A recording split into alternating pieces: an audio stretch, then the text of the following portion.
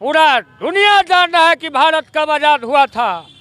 भारत के लोग को और भारत को गाली देने का काम मत करो, अपने हद में रहो। आप एक एक्ट्रेस हो, मोदी जी के गोदी में बैठ कर नरगल प्रवचन कर रही है तो बोलने से होगा। ये तो बीजेपी के भाषा बोल रही है कि 14 के बाद देश आज़ाद हुआ, 14 के बाद हुआ। ये जानती है हिस्ट्री, इतिहास। नाथूराम गोडसे जो गांधी जी का हत्यारा था, तो ये लोग उसका पार्टी का मेंबर है। तौरे तौर क्वीन कह दिया आप उनको, क्यों उनके लायक है वो। बॉलीवुड की क्वीन कही जाने वाली कंगना रनौत कहती है कि 1947 में जो आज़ादी हमें मिली थी वो भीख में मिली थी, असली आज़ादी हमें 2014 में मिली थी। कंगना रनौत के इस बयान के बाद हर तरफ उनकी आलोचना हो रही है। अभी हमारे साथ कृष्णा यादव, यानी इनको छोटे लालू भी कहते हैं, इनसे ही बातचीत करेंगे। कृष्णा यादव, आप भी ऋतिक रोशन के साथ सुपर 30 में काम कर चुके हैं।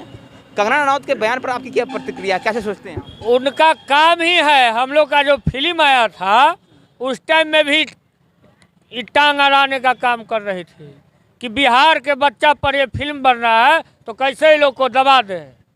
अरे कंगना जी, आप एक एक्ट्रेस हो, एक अभिनेत्री हो, और आप इस तरह का बयान दे रहे हो।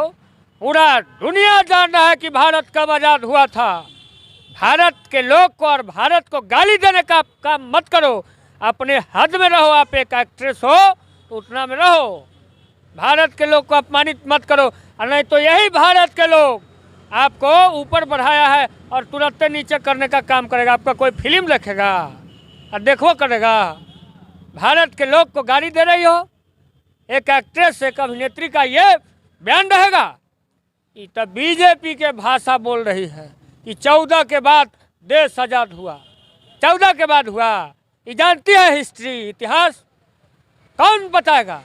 पूरा भारत जानता है कि 15 अगस्त 1947 को हमारा देश आज़ाद हुआ था और 26 जनवरी 1950 में कानून लागू हुआ था।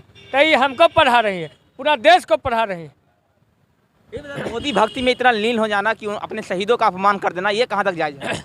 अरे तो गोडसे के आदमी ना है भाई, गोडसे का आदमी है। और इन लोग का जो गोलवरकर सावरकर है वो बीजेपी से रिलेटेड है सब।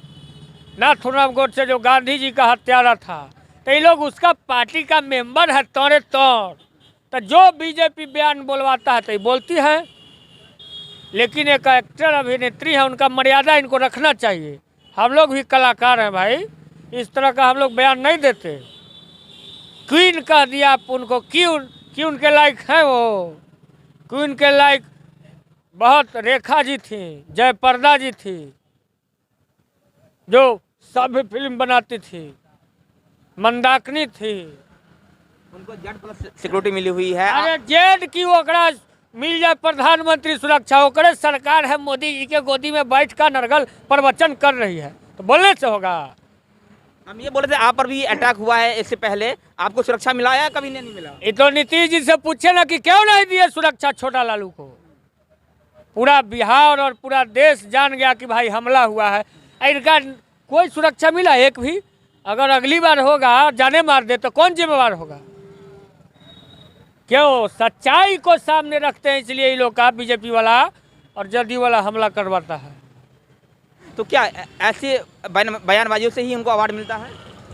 अच्छा, और क्या? बीजेपी इनाम बीजेपी दिया, बीजेपी रूपी पद्मश्री उनको मिला, तो उसके चक्कर में इनाम दिए तो ये बोल रही है ओकर बदला में। 14 के आपका सेंस कहाँ है? क्या कर रहे हो कि 14 में प्रधानमंत्री मोदी आए, बस आज़ाद करा दिए भारत को।